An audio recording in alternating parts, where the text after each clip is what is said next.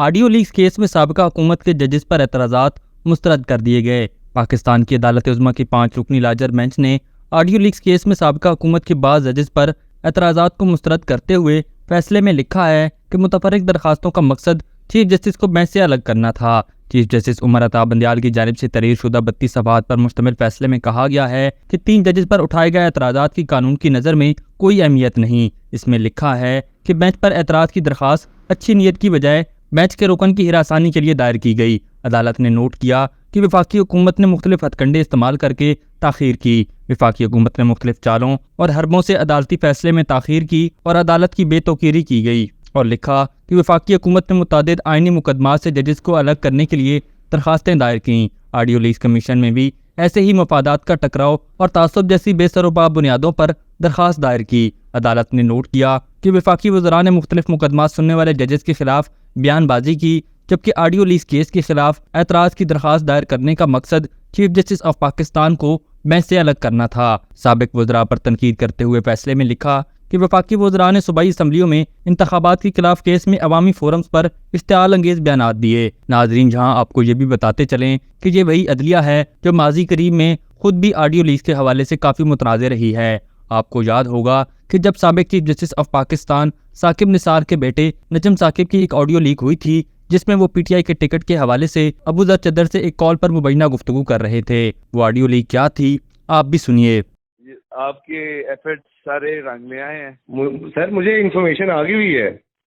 اچھا سر، ہاں جی، تو اب بتائیں اب کیا کرنا، کیا ابھی ٹکٹ چھپوا رہے ہیں، پہلے یہ چھاپ دینا، یہ اس میں لیٹ نہ کریں، ٹائم بہت تھوڑا ہے۔ بس بابا کو ملنے آ جائیں شکریہ ادا کرنے کے لیے، اور ہاں اوبیسلی، کیا سی بات کر رہے ہیں، وہ آ جائیں گے 11 بجے تک آفس آ جائیں گے، ان کو ٹفی ڈالنے آ جائیں بس۔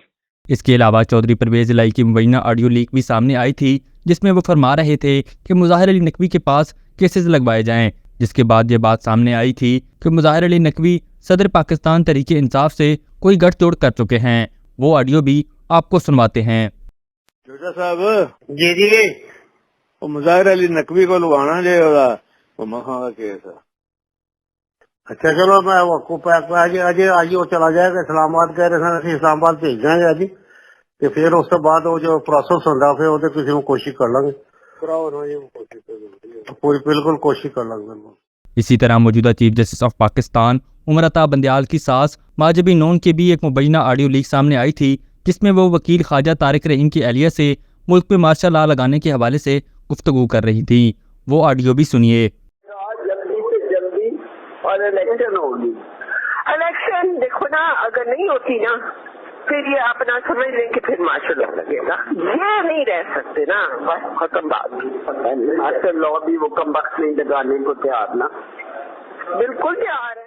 ناظرین، جہاں یہ بات قابل ذکر ہے کہ ان تمام آڈیو لیکس کے بعد کمیٹیاں تو بنائی گئیں، مگر آج تک ان کا کسی کو نہیں پتا کہ انہوں نے کیا رپورٹس بنائیں۔ یہاں یہ سوال بھی سامنے آ رہا ہے کہ آخر جب ججز کے حوالے سے ایسے ثبوت سامنے آتے ہیں جس میں وہ کھلم کھلا ریاست مخالف باتوں پر تبصرہ کر رہے ہوتے ہیں، ان پر خاموشی کیوں سادھ لی جاتی ہے؟ اس حوالے سے آپ بھی اپنی رائے کا اظہار کمنٹ سیکشن میں ضرور کیجیے گا۔ آخر میں آپ کو یہ بھی بتاتے چلیں کہ آج اسلام آباد کی انسداد دہشت گردی عدالت نے سابق وزیر اعلیٰ پنجاب اور پاکستان تحریک انصاف کے صدر چودھری پرویز الہی کو جوڈیشل ریمانڈ پر جیل بھیج دیا ہے۔ ابھی تک کے لیے صرف اتنا ہی۔ مزید دلچسپ اور تازہ ترین خبروں سے آگاہ رہنے کے لیے ہمارے چینل اسلام آباد انسائیڈر کو سبسکرائب کرنا مت بھولیے، اور اگر ہماری یہ ویڈیو آپ کو اچھی لگی ہے تو اسے لائک کر دیں اور اپنی قیمتی رائے کا اظہار نیچے دیے گئے کمنٹ سیکشن میں ضرور کریں۔